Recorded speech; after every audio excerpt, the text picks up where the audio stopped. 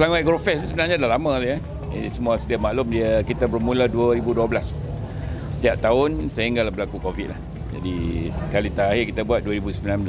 Jadi tentulah kemeriahan yang luar biasa lah untuk sambutan kali ini. Dan memang kita adakan saban tahun ini bukan apa, pertamanya bagi nak meraihkan kejayaan agropreneur atau warga tani kita dalam pelbagai bidang sektor pertanian, sama ada peternakan, tanaman, aquaculture, industri asas tani dan juga agro pelancongan. Itu tujuan utama kita lah untuk kita sediakan, dan juga supaya dia kumpul satu tempat, supaya orang ramai boleh datang dan melihat sendiri kejayaan-kejayaan mereka. Dan ini menjadi sebagai pendorong dan bawa semangat kepada mereka yang lain yang berminat untuk menceburi bidang yang sama atau yang berkaitan. Ini antara tujuan utama. Yang keduanya ialah untuk mempromosikan produk-produk yang dihasilkan oleh usahawan atau warga tani atau agropreneur Selangor. Pelbagai jenis lah kita boleh tengok sini, 140 booth dan 16 gerai makanan.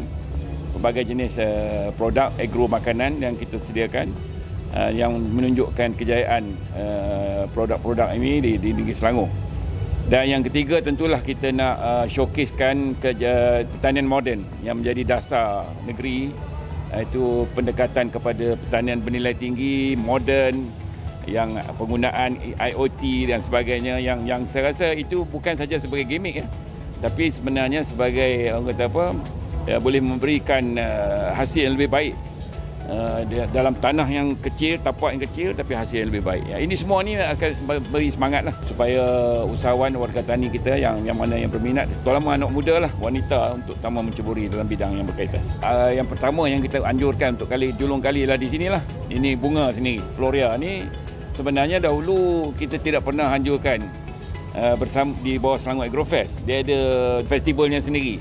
Tapi kita dah sekalikan di bawah Selangor Agrofest untuk julung kali. Jadi ini boleh lihat sendirilah tarikan bunga-bunga, bukan saja bunga-bunga anggrek, orkid, terdapat pelbagai jenis kategori lagi. Kita juga telah menyediakan satu kemah khas berkaitan dengan pemeliharaan sistem saliran kita daripada ikan-ikan asing. Itu yang di bawah Jabatan Perikanan. Itu pun yang unik. Kita tunjukkan live, secara live, ikan-ikan mana yang merupakan ikan asing yang boleh menyebabkan kemusnahan spesies ikan tempatan. Itu yang boleh jadikan banyak. Jadi saya elok juga bawa pelajar-pelajar kita, dan kita menyeru supaya semua pihak lah datang yang berdekatan di dataran Karnival ni lah, di Seksyen 13, sampiran stadium yang baru sedang dibangunkan. Datang ramai-ramai 10 pagi hingga 10 malam. Pelbagai aktiviti untuk keluarga.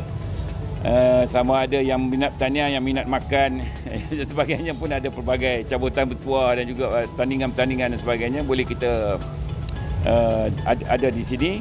Dan saya rasa itu termasuk pelajar lah, pelajar-pelajar yang sesuai juga untuk datang untuk melihat bagaimana perkembangan pertanian dan juga agro makanan di negeri Malaysia, terutamanya negeri Selangor.